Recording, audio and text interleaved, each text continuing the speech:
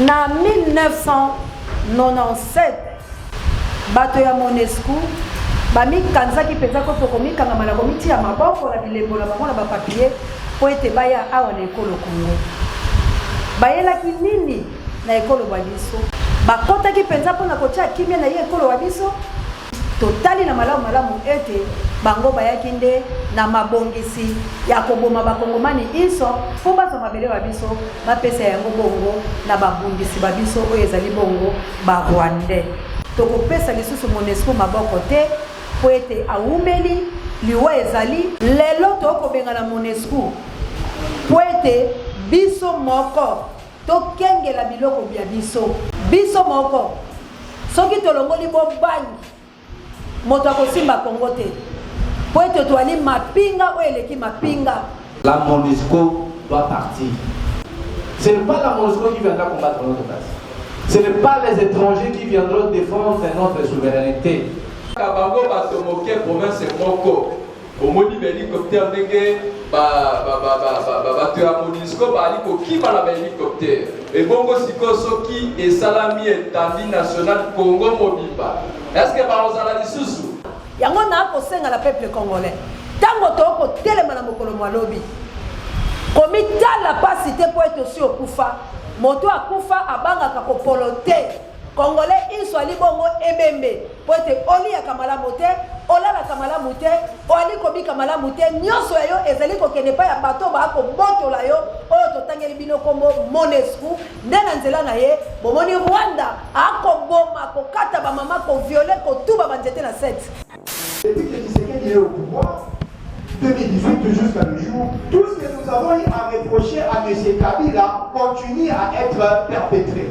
Pour pas suffisance que Tshisekedi n'est pas venu pour le développement du Congo, pour que le Congo puisse être un État indépendant, un État démocratique. Tete na maponami na kati ekolo Congo po ete ekolo wa biso eyali netumba bakobomaka biso mutu moi yamboto sala maponami esengeli ete tumbesa nini esila pouvoir ekozonga malamu soki toleki na soulèvement soki toleki na révolution populaire. C'est à partir de ce moment-là des pouvoirs ekozonga la peuple na maponami te soki Félix na 2023 akozala te Kabila pe akozala te. soko tali Kabila utali Félix bilongi na bango ekokani.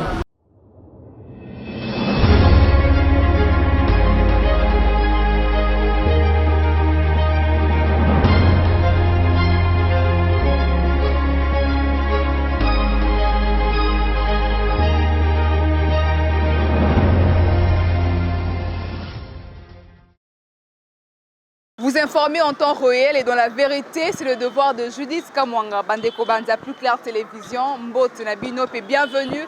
Ma numéro est Sika émission, vérité de tous côtés, émission Nabino, et Sika Tosola Ramboka, sur le plan politique, sécuritaire et social. Tozali Awa, na Lemba précisément, na point de presse, il y a Moko ya Baimboka, résistante au Maman Océan, et Sika Pi Atomboli Mongo Koloba, ko dénoncer au Aliko et Kanakati ya Monusco, comme on a Baimboka, ba Congolais, Nenge ali kokufa na kati ya Goma na Nord Kivu ya mboka na biso Maman Océan sali point de presse na epota sa ba imboka ni na ngo esengeli bakanga na tiki bino bolanda.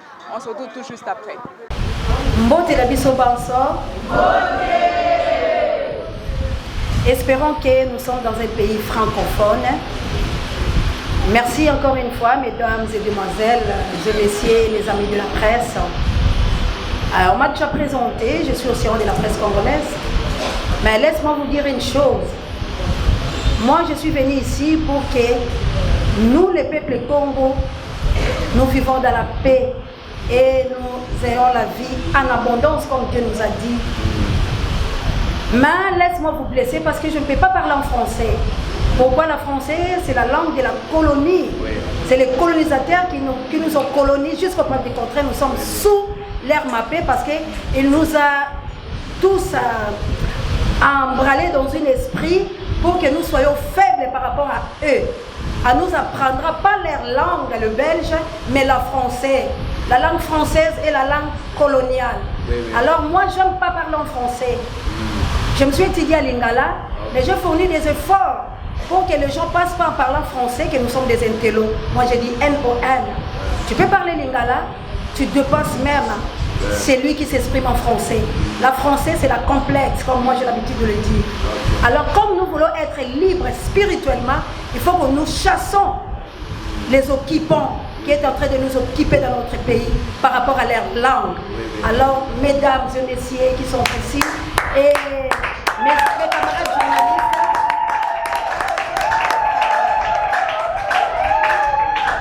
en tout cas, vous pouvez me permettre, parce que je dois parler ma langue, qui est lingala, pour que tout le monde puisse bien saisir ce que nous sommes en train de dire ici.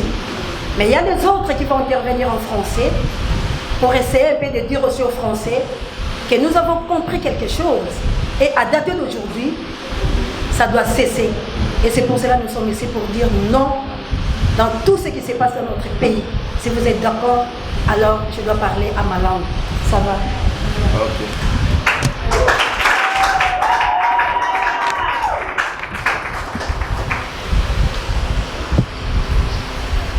Matondo mingi na bino banso bozali kati na wesika bandeko basi mibali pe bilenge pe matondo makasi na baninga la ngai bapanzisa pamba te na ali pe moko ya mopanzisa ngo kasi ngai na mitia lokola mobundeli yango tango mosusu boko mona kati na wesika ya libongo na bilenge babundeli bayo ko Kongo na banzi ete bakotalisa bino bango na moto asengeli biso banso tosangani kati na esika to na mbela oyo tobengaki bino ezali pamba te toali koloba maye oyo mazali koleka na République démocratique du Congo oyo ezali moko ekolo yo ya ngai pe ya biso banso na banzi ete bino banso bozali kati na esika pe bapanzisango bokoboya te ke mboka wa biso eyali bongo na pasi ya koleka to pe to koloba ete mboka la biso ezali bongo kokutana na maye oyo ekopesa te na ye mwana ekolo Kongo azwa bonsomi bwaye pamba te bino banso boyebi ete na ngambo ya este ekolo wa biso koboma minyoko kimia eyali penza te na likambo etali bokengeli bwa bango oyo bino na lokota ya français bwali koloba ete sécurité kuna bazali kopika malamu penza te kasi bino banso boyebi ete bamendele oyo tobengi bango na kombo ya Monesco baumeli mibu miike tuku mibale na moko soki tokoki kobakisa kasi kimia na mboka mabiso mozali te pe bino banso boyebi ete totikali bobe na sanza motoba oyo esengeli tokende bongo na maponami na ye ekolo Kongo kasi tokopanza mpoke na maye wana likambo ezangi kimia na mboka na biso pe na makambo oyo etali maponami na kati ya ye ekolo wa biso kasi na tango oyo penza biso toali na yango na kolikia te ete na sanza motoba oyo etikali ke bakokoka kolobela biso maye manso bazali kosalama na ye ekolo wa biso to pe maponami penza mikozwa esika pamba te na ye ekolo Kongo biso banso toyebi ete etumba ezali po ete bato bakosala biso etumba wana bayebani na molongo mobimba pe bino boyebi bango yango tela tina tokoloba ete bato baike oyo bazali komotelemi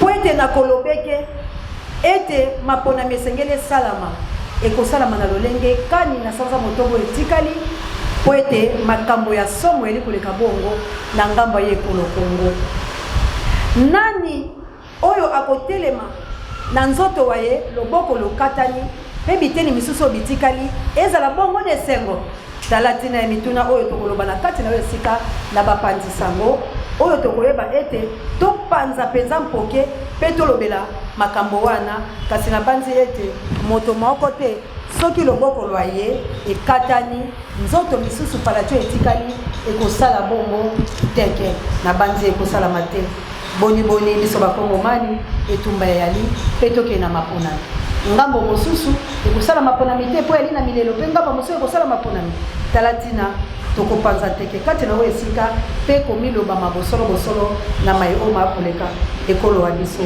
Congo. Kasi bandeko balandi na 1997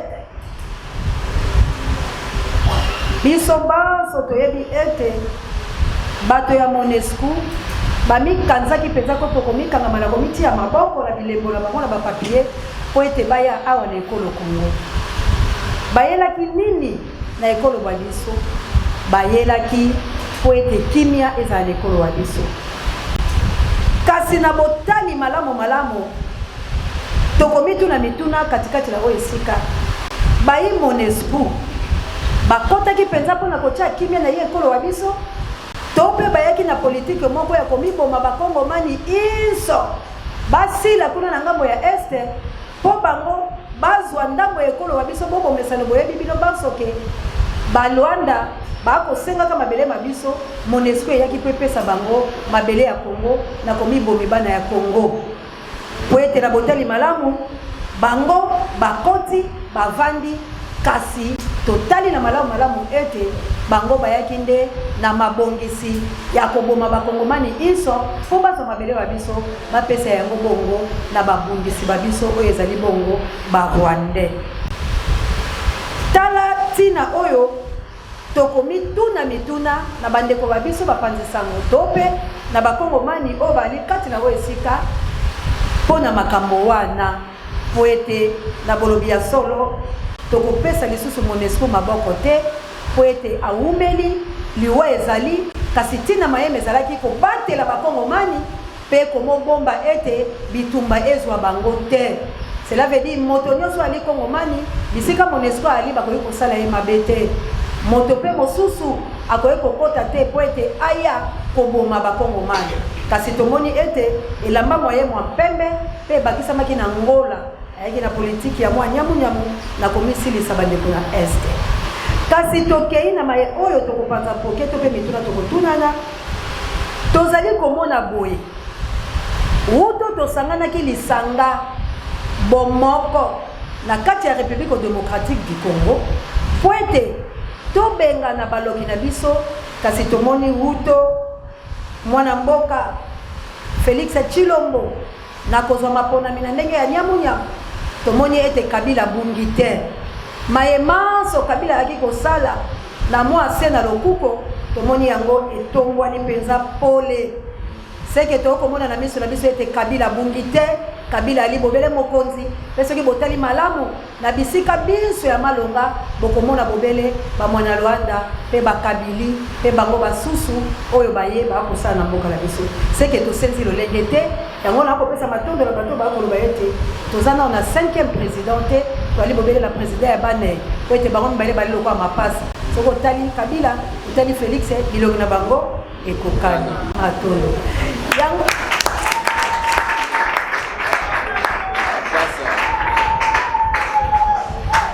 yango tokokima lisu na lombango tokoloba mayema tali lamuka po ete biso banso toyebi ete totelemaki tolamukaki. Kasi lamuka epesi bayi kongomani bomoi to mpe ebomi bango lisu koboma nde wana tokoloba na yango la banzi makambo oyo nazalaki nango po toloba liboso na bino mpe bato bakontingola na lokota ya lifrancais bakozala bakontingola yango mpena malamu malamu na banzi ete suka na ngai ezali bongo po ete tolingi biso banso ekolo wa biso ezwa bobele lipanda nango ya solo mpe tala ntina biso banso tokotelema awa kobanda lelo ntango tokobima tokei koloba na bayi Monesco baoccidentaux balebele wana bato mabe oyo baye mpona koyibaka minere na biso oyo peuple congolais ali mobola tikino lelo mekolo waye ezali na bofuluki ya mai ya mabele mpe ya biloko biso ndeko banda lelo tolobi nzela ekomi bongo bilei babiso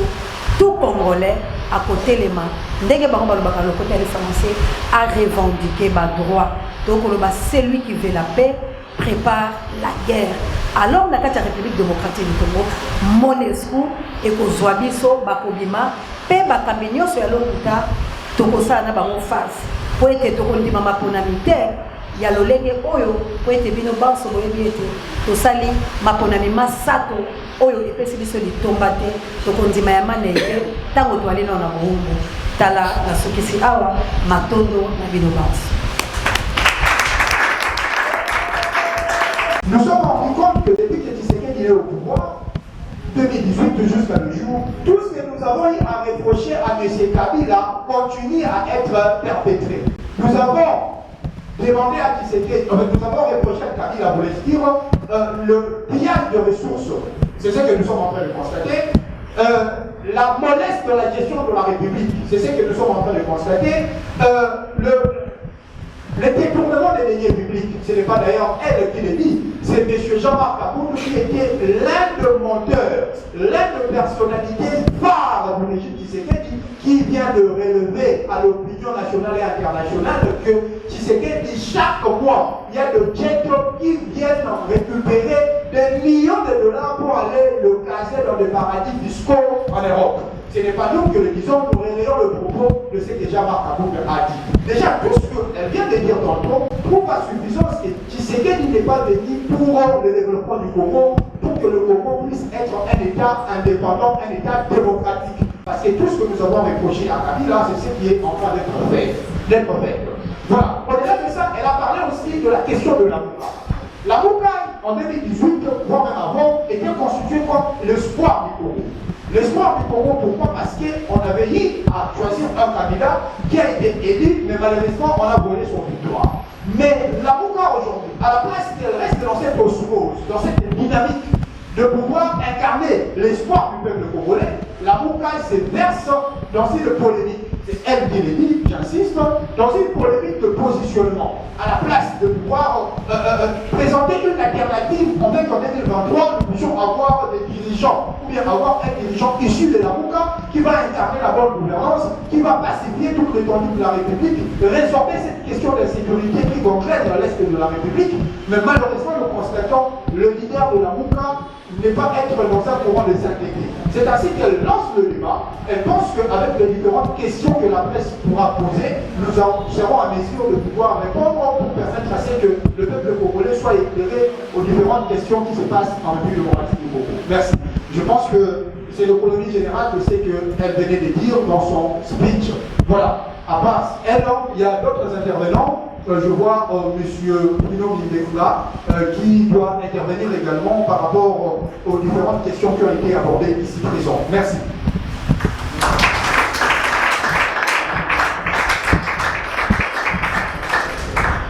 Merci très cher maître Tony, merci madame Océane de la presse, merci aux amis de lutte. Je profite à cette occasion de remercier tout et chacun de nous, surtout les amis de la presse. À maintes fois, vous ne cessez pas de nous accompagner dans la lutte, et puis moi où nous sommes en activité, nous recourons toujours au palais. Je pense que je serai aussi comme Maman Océan, parce que les Français, c'est pas mon talent.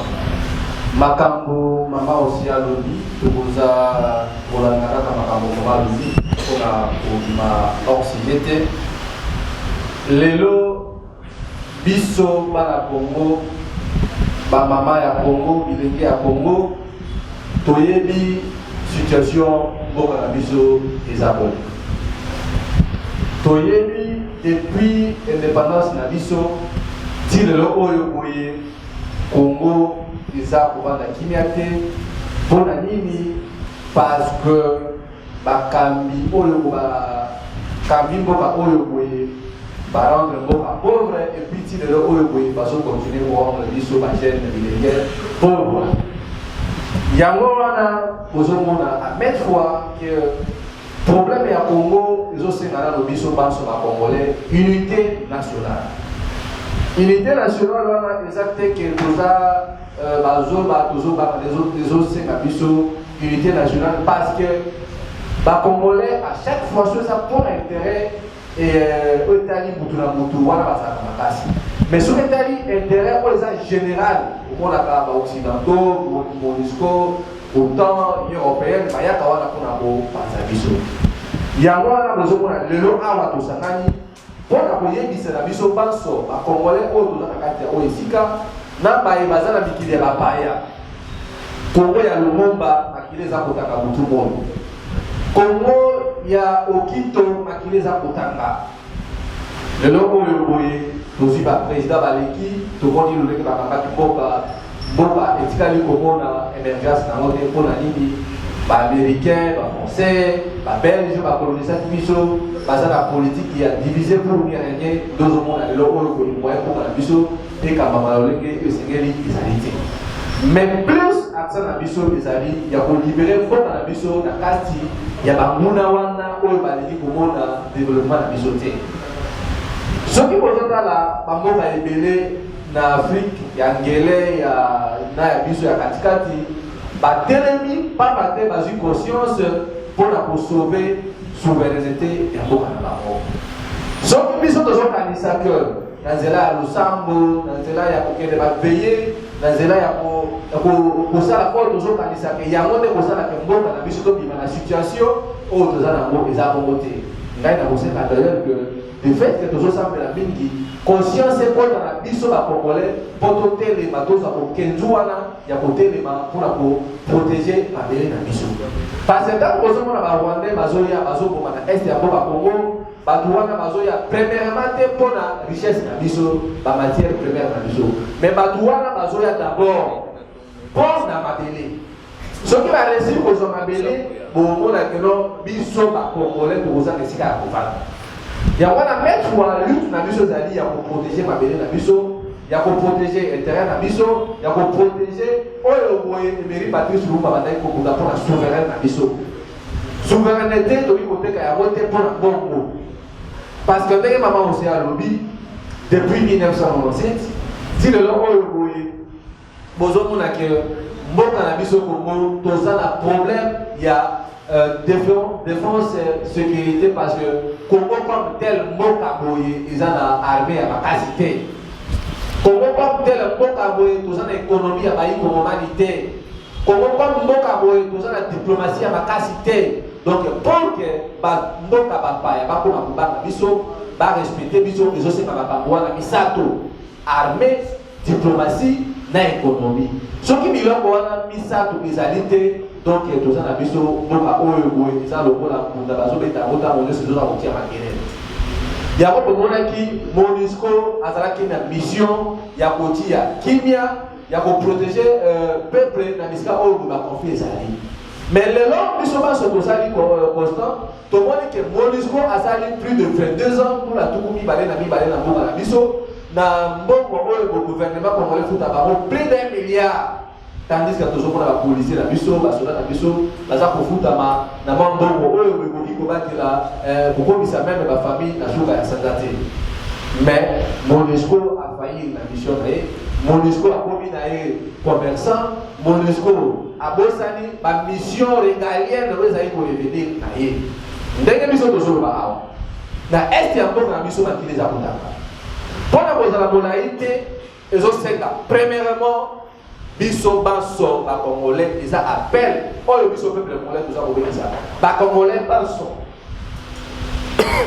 bisika tozali na Mbandaka na Katanga na Bandundu na Kasai Congo mobimba bisika tozali a partir ya lelo totelema tokenda kozala manifestation mpona kotalisa eke no makambo eza kolekana na este ya mboka Congo MONUSCO azoboma oyo ya biso bandeko alors biso bacongolais tolobi MONUSCO basimba bisaka na bango basala nini bazonga na mboka na bango eza koto eza kote eza koto eza te parce que soki botali na bavideo na bareseau sociaux bamama toza awa na Kinshasa bomonaki bamama ya este bazalaki mobiliser mabanga batelemaki mpona kolobaka no makambo ezoleka mboka na biso tolingi relation biso na barwandais te parce que MONUSCO aza complice nsima makambo wana na baautorité ya mboka na biso parce que bolandaki yango na assemblée nationale président de l'Assemblée nationale de l'Obaki, et les dirigeants congolais qui ont coopéré dans le groupe pour continuer à l'économie à l'Est. Il y a un espoir, et pas un acteur politique congolais qui va un changement, qui va un leader politique qui va vendre ensemble pour la construire la motala. Mboka lolenge zokende, mais le logo de Boutikali national pour tout année électorale, ba leader ba komi kotala ba intérêt à bao. Ya wasi ko biso dilenge biso ba ikomani. Tolo biso ki biso na Kinshasa na capitale. To kangi munoko, to vandi kimia na maima ko lekana est ya mboka na biso, bande kuna biso ba komona comme si que non, biso oyo tozana na boyo boye, to kabwani na bango, alors okomona mission ya MONUSCO, mission ya Bamindele, oyo babengami na autant Union européenne, bakokabola biso na bandebwana. Alors biso tolobi que non, Congo ekotikala moko, Congo ekotikala ka jamais kokabwana. Yango tobengisi na bana Congo baso. À partir ya lelo, biso pense tokosala activité pour na kosenga départ ya MONUSCO na kati ya mboka na biso. Parce que les habitants pour la première fois que notre sénat départ à MONUSCO en Afrique, tout le monde a dit na RCA, tout le monde a na Syrie, tout le monde a na Mali, tout le monde a na Mamboka et Belé na Burundi. Tant que MONUSCO a kendaki, ba yimboka batikala ki bavanda ki pour na botala sikoyo ni les impossibles baté na kati ya mboka na bango. Alors ceux qui t'ont réussi ou benga MONUSCO na kati ya mboka na biso et à ce moment-là, to kosala sikoyo ba dirigeant oyo boye baza kotalela ba impérialiste oyo kosalela bana Congo bango bozomona bongo ezokima na Congo bazokenda kobomba yango na ba paradis fiscaux bozomona oyo basalela peuple mais bakomi kosalela bana na bango ba famille na bango baninga na bango tandis que biso ba oyo tovotaki totikali toujours batu ya minyoko batu ya kolela. Yango wana na kozala bref biso tolobi boye mboka oyo eza na kati ya occupation cela veut dire que batu oyo lokola Rwanda aza na souci ya kokonza biso tokoma baumu na bango élection eza na impact moko te na mboka wana.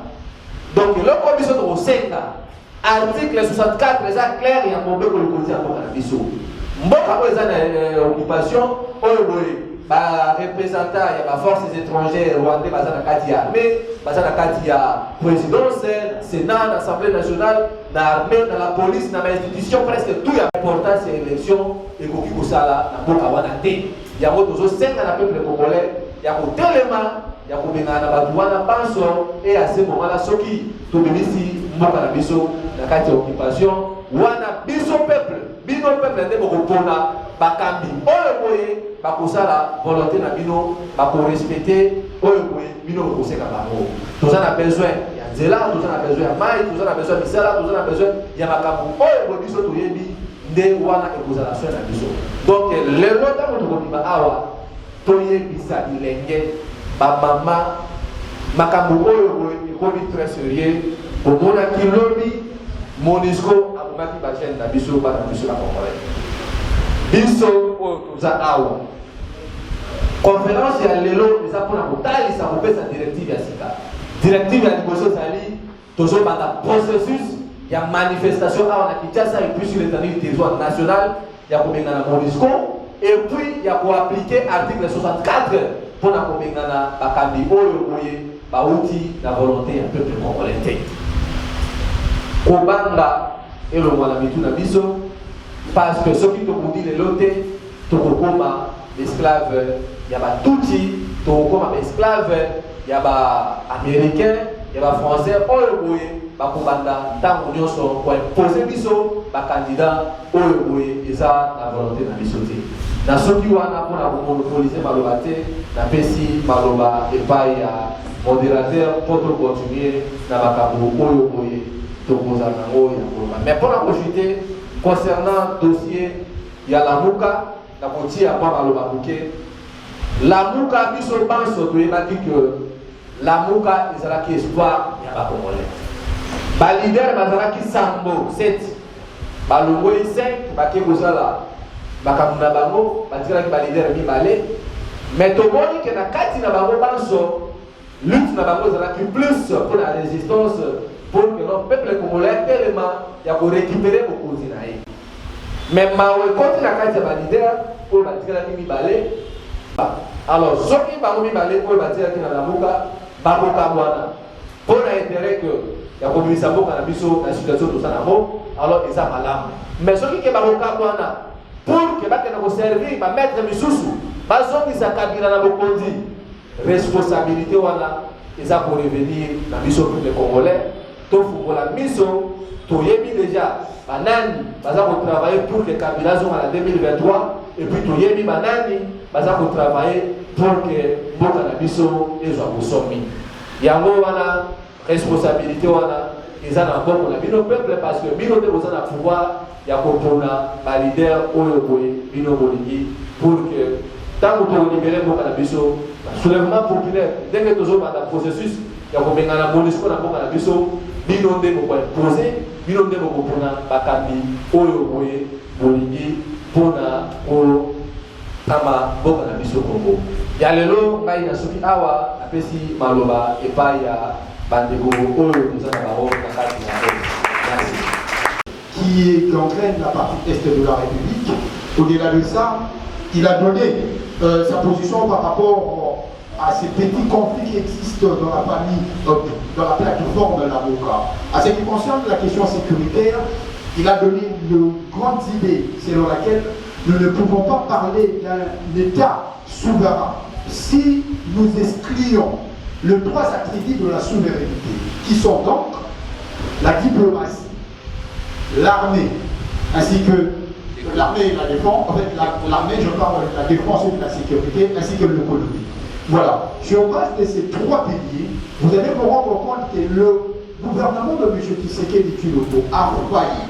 Sur le plan diplomatique, le gouvernement de Tshisekedi s'est adonné aux voyages multiples, mais nous n'avons pas les effets escomptés pour que la situation de la sécurité dans la partie est de la République soit résorbée.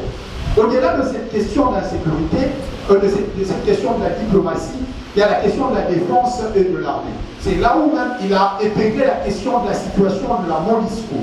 Nous avons constaté à Goma, il y a de jeunes, de mamans, le vieux, qui sont tués, simplement parce qu'ils étaient en train de revendiquer que la MONUSCO quitte la République démocratique du Congo, soit suite à leur opacité par rapport à cette question d'insécurité qui est devenue atroce dans la partie Est.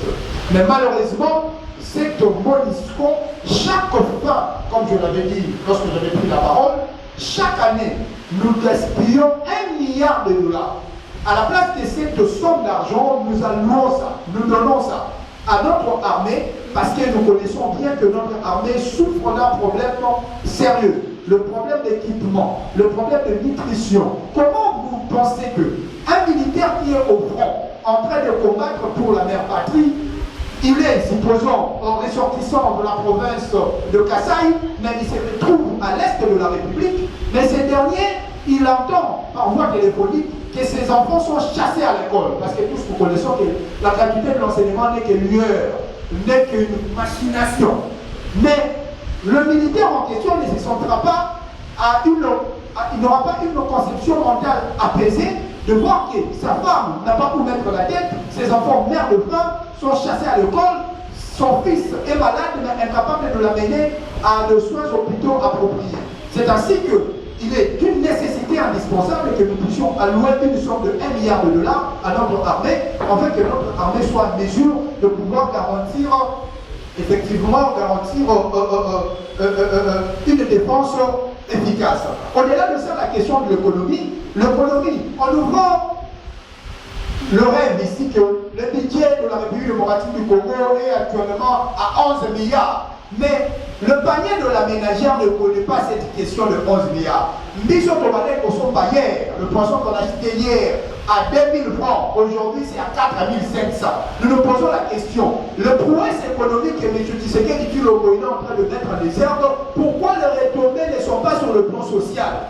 Vous sentez que les grandes questions ont été abordées par son intervention et il a cité, pour être succinct, à la question de la question du conflit qui existe dans la Mouka. Il a démontré qu'il existe effectivement, après que la Mouka ait perdu les élections par voie de tricherie, par voie de la fraude, Monsieur Mouzitou et M. Fayou, ils étaient restés là, la Mouka comme le conservateur, le gardien de l'espoir du peuple. Mais malheureusement, il s'est avéré qu'après la marche qui s'est passée en 2000, qui s'est passée certainement cette année, qui a eu la mobilisation du peuple congolais. Donc sur base de ces éléments de langage que je me suis permis de pouvoir traduire d'une manière succincte l'intervention de Bruno Mivenga. Au-delà de ça, certainement il y a aussi Josué Lumumba qui doit aussi donner sa position par rapport à la question relative à l'actualité politique. Ote na biso nyonso.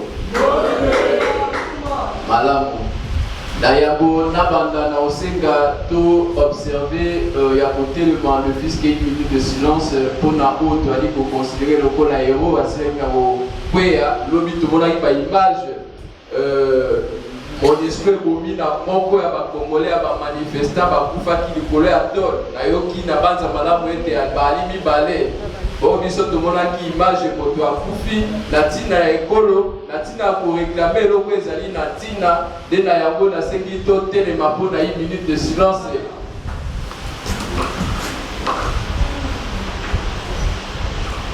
Merci Tofandi. Bande ponangai ba congolais ya liboso po eba ete toali na bitumba mibale bobi tosala.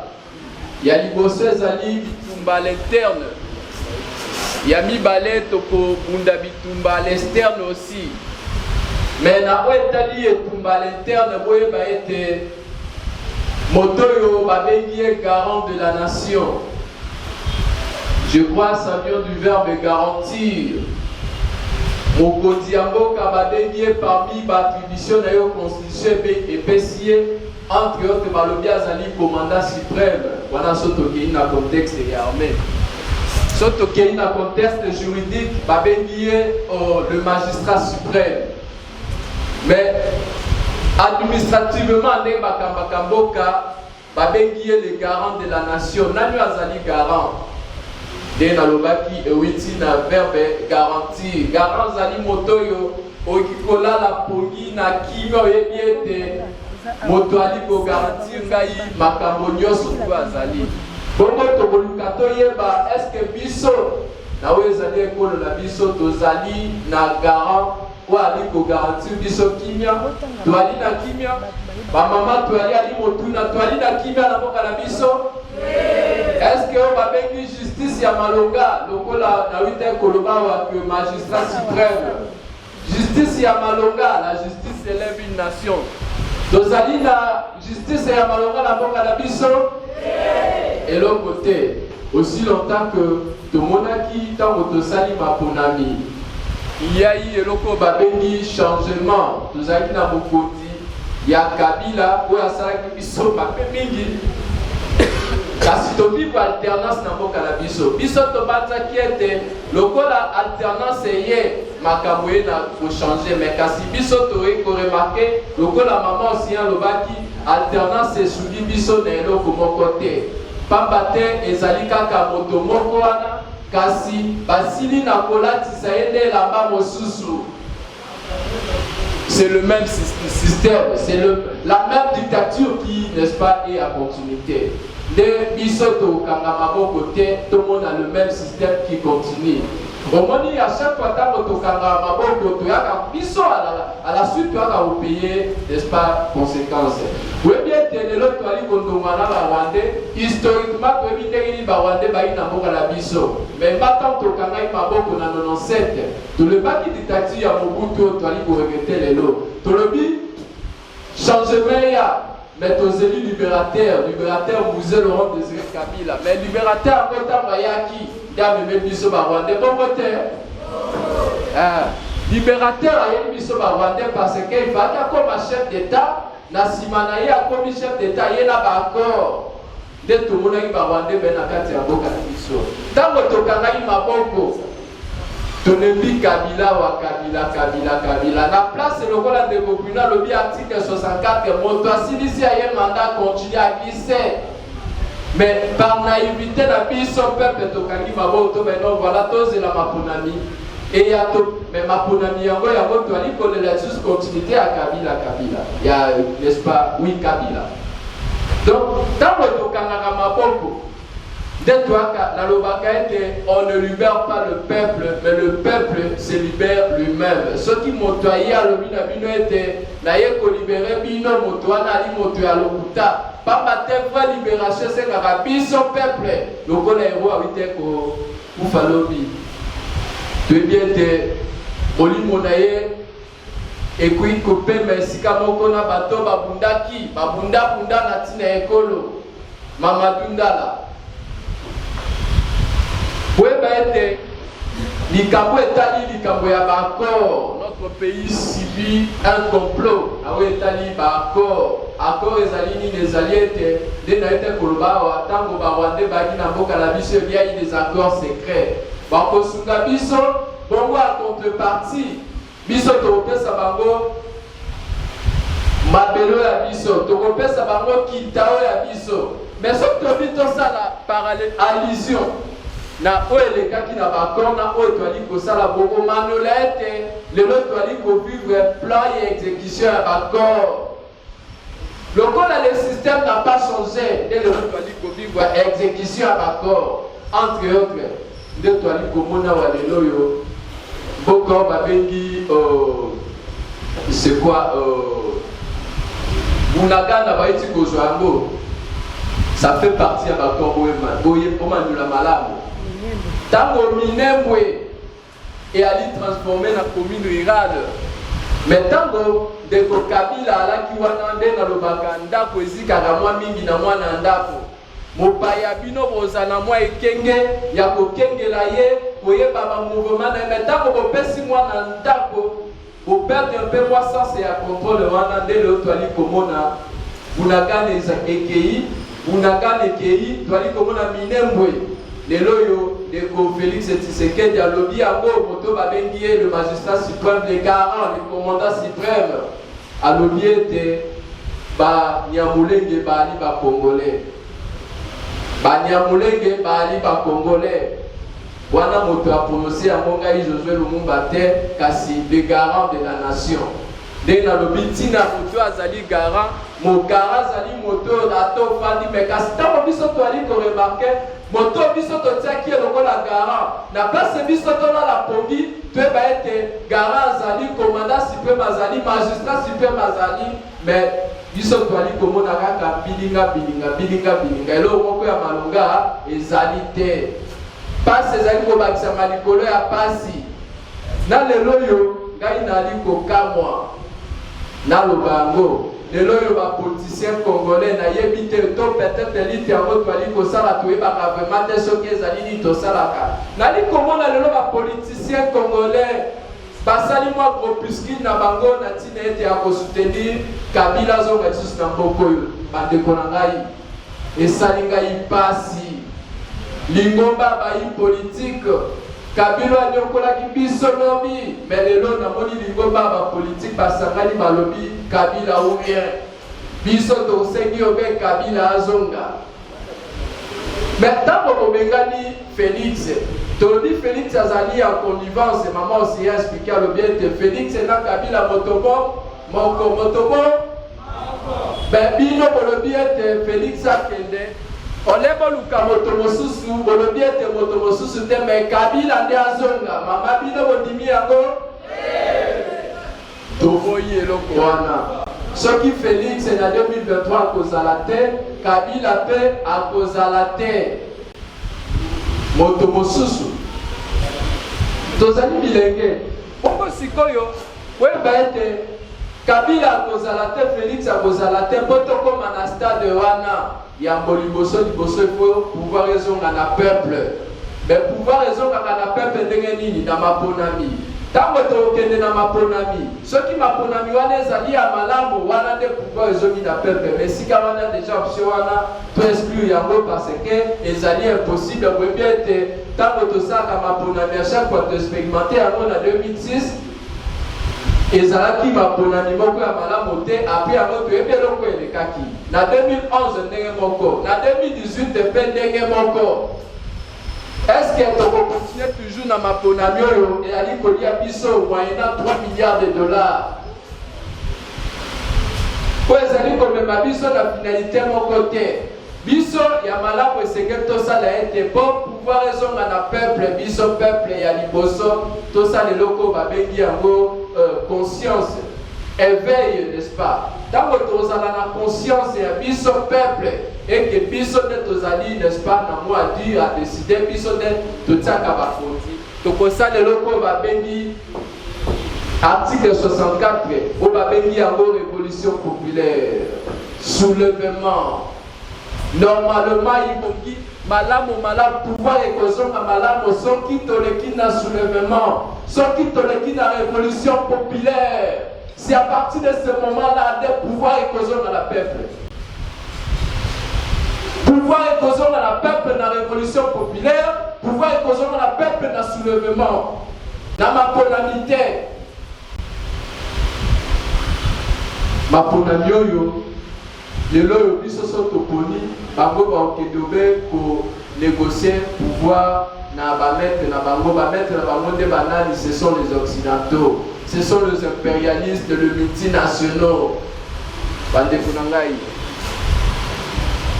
À chaque fois que biso souvent à moi mingi pour les obé to muni bana poka baké au côté mais côté yo omoni moto mosusu nde abimi pour na nini ya solo laki. Bino bolingi système wana continuer. Bon, si Bolivien continue, c'est que tout le mabiso nyoso. Dès que nous avons des copines, nous avons moto etikala moto. Ewa moto etikala moto. Bakoko na biso babundaki na tina boka oyo. Mais dans le dia, ceux qui na bundi na kokufa bien sûr de quoi kufa ilobi. Mais si on fait la bundité, non, si qu'à la seco, non, kufa kaka. Vous mis la salle quelque chose, n'est-ce pas? Comme ça, non, kufa na le kumu. Mais tu kufa peut-être deux ans à l'idole. Bon côté? Voilà. Pas maman. Naïbiete binode au botakabiso. Binode boyantakabiso. Mais n'attends au kali côté de malade au thé. Vous allez faire l'influence monnaie, vous allez faire la likambo ya monnaie, vous allez faire monnaie ya koloba. Vous pouvez influencer ma kambo peut échanger. Vous pouvez être dans mikolo ezali koya lokola neti de kopino bimeka iti koloba ezali mokolo ya kafu ya batension. Papa te tokondimata mokete tokende na maponami oyo komima biso esika moko te. Tokondimata mokete soki pe ata tokende na maponami yango baimpose biso moto oyo biso toponi ye te. Wa ozala na devoir ya redevabilité te. Wana ezali bitumba ya kati me ya libanda mpona koshite. Lelo oyo bapuissance internationale Bango Bazali à la base, il y a de non-développement, non seulement il y a Congo, mais également il y a Afrique, Mobimba, Biso, Batomwindo. Oui, à chaque fois, insécurité Zaranamboka, à chaque fois, pas ces en Afrique, cela profite Nabamindele, communauté internationale. Bitumba, vous voyez, à niveau international, les alliés contre la politique occidentale en Afrique. Le quoi n'ali comment na dekonangai kemi seba ali komundanga un peu partout et biso pe to ali na ligne wana ya ba père na biso ba Kwame Nkrumah ba Thomas Sankara ba Sékou Touré ba to ba bundaki na tina poso mwindo oye ba ete aussi longtemps que tu vives tu vaincre plutôt système politique ya mondele te na Afrique to koyeba na kobalukaka ke sika moko alors to ko vaincre ya mondele dili ba lobaka ete Pokoma omona mosika il faut omata na mapeka moto azali molai ndo moni mosika biso esengeli to penser na kosala eloko babengi coopération mais coopération ko to kosala ngona banani Na pesa moi historique moko ya moi moke pour na reciter. Tango ba père na biso ba ina ikoluka lipanda na janvier je crois 1960.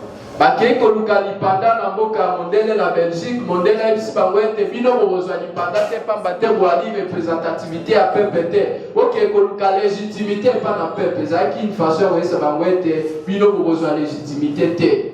Mais ba père na biso bakange maboko te balobi toluka nani azali anniversaire ya mondele, nani azali anniversaire ya occidentaux ya Belgique. Ba maniolu malamu bayebi ete anniversaire ya ba occidentaux, ce sont l'URSS à l'époque, la Russie aujourd'hui.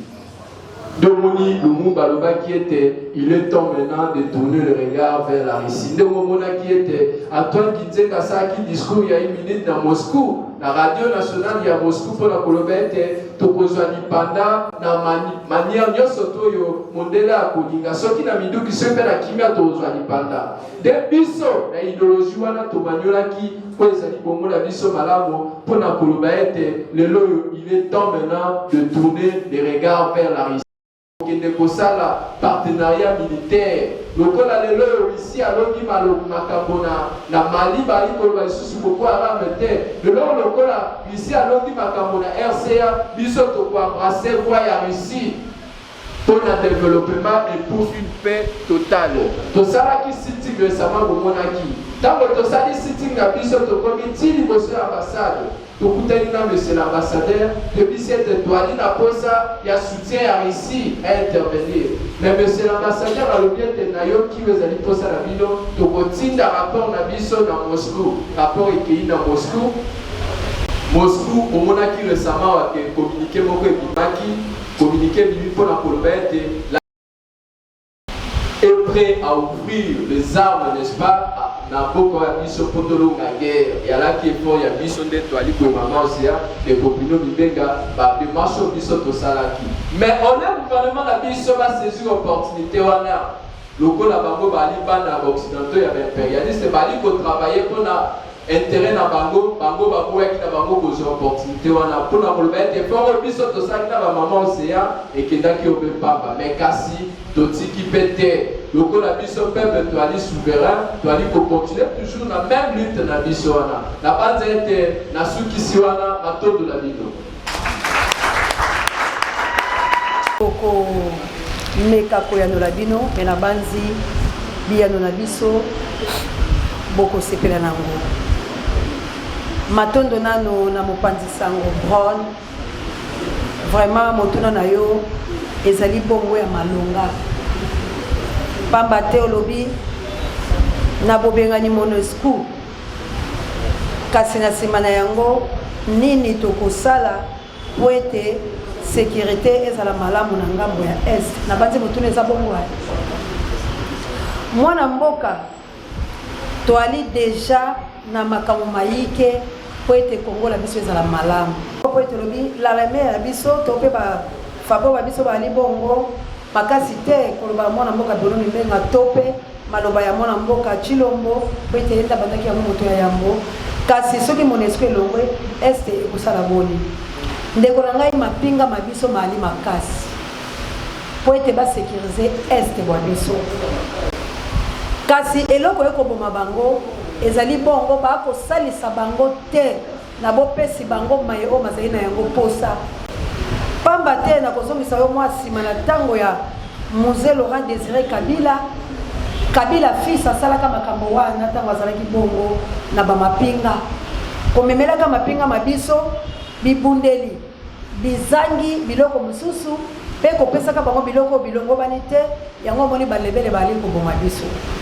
lelo tokobenga na MONUSCO po ete biso moko tokengela biloko bya biso mai mabiso bali na zamba basoda babiso bayike na toya Mobutu Sese Seko kokungwendu wazabanga bali kokima po ete soki baye katikati na oyo esika bakobomo bango na banani na bakambi oyo bali na kati ya oyo esika ba oyo bazali bongo kopesa maboko na MONUSCO po ete bazwaka minere wa biso 25 tonnes par an ndenge toutaki koloba katikati ya oyo esika kasi solution mozali 100 ndenge ndeko Lumumba uti koloba siko pe ndenge tolobaka mikolo na mikolo bana ba biso moko soki tolongoli bobangi moto akosimba Kongo te po ete toali mapinga oyo eleki mapinga balobi population eyali makasi koleka ta bibundeli ya makasi oyo balobi babombe soki bomoni lelo na ngambo ya est banani babengani ba Monesco ti ba Monesco bayoki kaka babomi ba hero babale ya biso pe biso to bomi bango. Cela veut dire que soki to bengani bango bokomona ba mapinga ba biso bakoteleme po ete ba mapinga nelonga bali awa bali kozela bobele population oyo ezali bongo force population oyo ezali bongo makasi oyo eleki makasi eleki mendoki eleki bibundeli inso oyo bomoni bakosalela biso yango toko interpeller conscience na bango soki biso banso na mokolo moko ya lobi eke totelemi na baprovince inso na ngonga moko na laki yo bron okomona ete bato baloki bakokota liso na République démocratique du Congo te soki toyokani biso banso peuple toali mandoki oyo koboma bango na lombango yango na kosenga na peuple congolais tango toko telema na mokolo mwalobi komitala pasi te po ete osi okufa moto akufa abangaka kopolo te congolais inso ali bongo ebembe po ete oliaka malamu te olalaka malamu te oali kobika malamu te nyonso ya yo ezali kokende pa ya bato bakobotola yo oyo totangeli bino kombo Monesco nde na nzela na ye bomoni Rwanda akoboma kokata bamama koviole kotuba banzete na set yango toyebisi bino peuple toali mandoki oyo eleki mandoki kobanga te baobi kobanga te bibundelo bango baye nango parce que soki biso banso na République démocratique du Congo tozwimba komokolo ya lobi kotelemela ngonga moko pe biso banso tomisa lokola moto moko na laki na bino ete tokobatela ekolo wa biso pe na biloko ba biso babundeli oyo bakobundisa biso lelo bakozala te na banzi de Cobrone na zongiseli yo eyano na ndenge esengeli biso toali mandoki oyo tokobenga na bango pe bakoya lisusu te.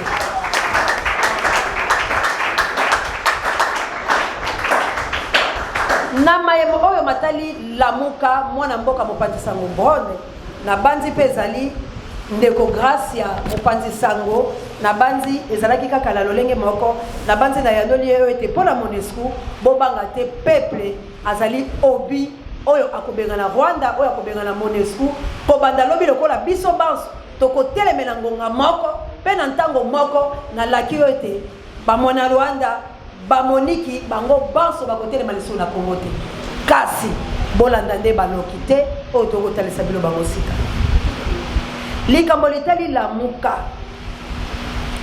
na banzi bapanzi sango bino banso boyebi ete lamuka ezalaki bongo lisanga oyo ebotamaki na lombango nalingaka nayebisa bato banso likambo kasi bato bandimaka ngai te bapalati politike ya ye ekolo Kongo ebotama na lombango ezalaki bamasano lisanga ya bato kobinaka ndenge bato balobaka na lokota ya lifalancé ba association culturelle balaki te na likanisa kosala makambo etali politique uto na libango ekolo Kongo ndembeba yango wana tango basanganaki ala hâte ndenge bato ya lokota ya lifalancé balobaka na lombango ete tolingi lipanda po ete tonyokwi bakokata biso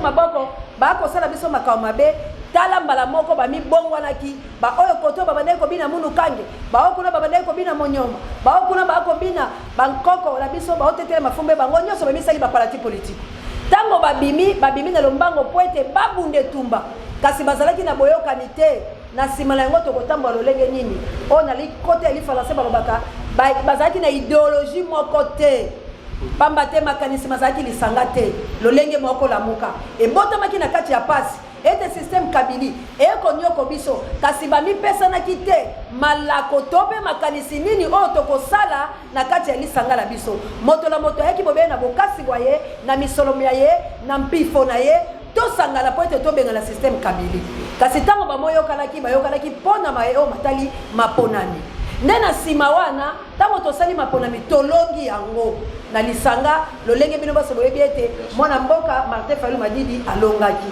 kasi na nsima na yango babotoli biso maponami na babotoli basali nini banome ndenge bomoni mboka ya occupation batieli biso mwana mboka Chilombo kasi na suka na yango lamuka ezongaki kaka na boyokani wana ya lombangu oyo bakangaki eloko ya malonga te balobi tokoma bloc ya résistance nde basalaki ete makambo biso toali kosala ya komoboya komonyoko biso ya komoboya bokonzi ya mabe ya komoboya monyoko lio ezali kati na République démocratique du Congo kasi balongi likambo yango te tango bakomi na nzela babotoli baye kobotola bango po ete bapanza biso po totambola te na komitalisa bino ndenge tokotalisa lelo maye oyo bakokoma biso nde tala lamuka bakendaki komosangana na ba union sacrée oyo bino so boyebi pe epesi litomba te kasi lokola babotoli bamoni ete bato babale batikalaki na kombo ya Fayulu pe Muzitu bango bali komema peuple na etumba ya éveil patriotique ya kolongola biso na bosoto pe pasi oyo toali nango tala baloki bazongi lisusu mpona komokoto mpona kokabola bato wana babale nde bomoni bloc patriotique ebotami oyo Kabila pe ali na kati kasi biso toboyi bongo Kabila bandeko la ngai toali na misolo te tokokobo bandeko bapanzi sango pasi ali po ete tango tozwaki pe bakolo esika bakomi koya kolima biso na lombango kasi yango wana esengeli tosuka me tokosenga ete nzambe akopesa biso makasi na makambo kitoko toali nango na bandeko mpona kobunda etumba ya motuya esengeli boyeba ete lamuka babotamaki mpona maponami tala bango mpe bakambi babale basimi nzela ya bango na ngambo na ngambo mpona kokele maponami kasi wana elembisa yo te mwana mboka Kongo wana epesa yo pasi te ngai na yo kobanda lelo toliki ete tokotelema na nzela mpona kobundela Kongo boye te tokotelema biso banso mpona kobundela ekolo boye te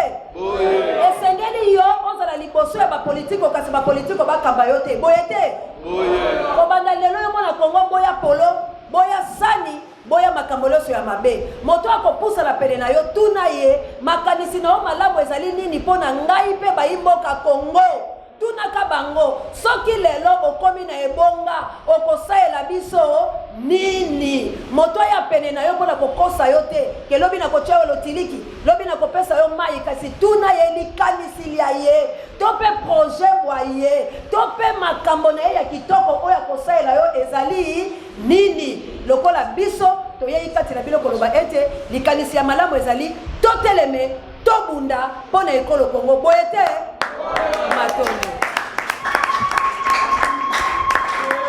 Contre la question de Madame Kapinga, après le départ de la MONUSCO, si la MONUSCO ne va partir, donc je pense que le Congo n'appartient pas à la MONUSCO. Nous, ce que nous demandons au peuple congolais, l'unité nationale. J'ai énuméré 3 facteurs, j'ai énuméré l'armée, l'économie et puis la diplomatie. Une diplomatie sans instrument, c'est comme ici de la musique qui n'a pas de guitare et consort. Donc moi je pense que la MONUSCO doit partir. Si la MONUSCO serait partante, je crois que le vrai problème est de trouver les bons dirigeants et puis réformer notre armée. Ce n'est pas la MONUSCO qui viendra combattre notre place. Ce n'est pas les étrangers qui viendront défendre notre souveraineté. Donc moi je l'ai toujours l'habitude de dire, la paix doit quitter nos esprits, nous devons lutter pour notre indépendance. Nous sommes censés de protéger notre souveraineté. Donc la MONUSCO doit partir et puis nous demandons de réformer l'armée de notre pays. Voilà un peu la réponse par rapport à notre question. Nabanza ete mama lukaki ayeba soki litoto ali kosala po MONUSCO akende soki akei te soki réaction na biso ekozala nini bongo te bon ngai nalobi boye okotenir eloko moko te sans lutte yango mpe babengi yango lutte oyeba ete soki ya solo tolingi ete MONUSCO ekende il faut biso tondima kosala lutte oyo bandeko nyonso bali kosala bongo biso to intensifie lutte yango na étendue nationale mobimba mais bino oresone kaka bango bato moke province moko omoni bahélicoptère ndenge bato ya MONUSCO bali kokima na bahélicoptère ebongo sikoyo soki esalami étendue nationale Congo mobimba est ce que bakozala lisusu akozala lisusu te et à Donanga ya Boana. Donc ceux qui bakende et à l'iko dépend de l'issue kaka na biso peuple ne to aligwe. Et surtout que na monaki na ba maman babimaki mokolo wana. Bongo ba maman boalia wa bobe mi mettre na bino maboko. Merci vraiment, merci. La suite. Bon, nazali koyanola mopanzi sango oyo atuninga lobi na nsima na ngai nani azali ndeko na ngai na nsima na ngai moto ya makasi azali na poso te bande bapanzi sango nazala moto ya makasi kasi moto yango kombo na ye Yesu Kristo mokeli na lola oyo mama alobi na biso ete awa baimposaka bato nazozongisa motuna na bino bamama bino bato kokotaka boyebi kokoye kolamba ndunda mwana aliaka ndunda toyebi ndeni asalaka matata na ndako akoboya ti okolukeli ata mpiodi akokalinga kasi boni eloko oyo boyi osali yango te mpe bapeso na makasi mpe yo ndimi cela veut dire que likambo yali kaka moko soki biso banso tolobi te moto moko pa kopesa biso bilei ya mabe akozala te eyali pamba te tolobaka te mpe tosali mwa pio yango bamonelaka biso kasi kobanda lelo ndenge tokobima boye tolobi te na maponami na kati ekolo Kongo po ete ekolo ya biso eyali letumba bakobomaka biso butu moi yambo tosala maponami esengeli ete tumbesa nini esila Monesco akende barwande bazonga soki bakoya na mikolo mizali koya biso tosi tomilengeli mpe tobongisi demokrasi ya solo tokoboya bango te po ete biloko biyali biyike esengeli toteka yango po ete ekolo ya biso ebika malamu kasi na ndenge ya moyibi na ndenge ya mabe ya konyoko yo ya koviole yo ya kokomisa bana na bino baujana ya kokomisa bana na bino bakuluna ya kokomisaka bango bandeko ya bombe tokolingeloko wana te matondo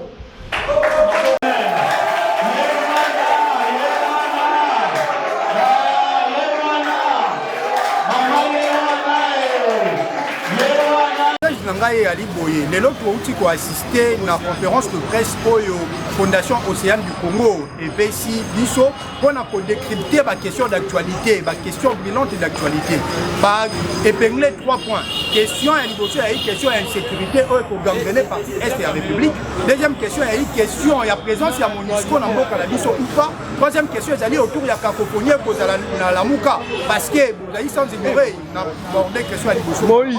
Que étendue à la République démocratique du Congo depuis plus de 22 ans. Il y a des cas de souffrance et ça dit qu'on perd nos fils, nos filles, ceux qui ont une compétence notoire. Il y a des gens qui gérer capable de faire une solution pour la paix régner dans la partie est de la République. Et par voie de conséquence, il faille que Bisso, en tant que peuple congolais, tout s'est mobilisé le col à Motomoko pour bouquer hors état de nuire au groupe rebelle. Parce que diriger Bisso va l'acquis insuffisance sur le plan diplomatique.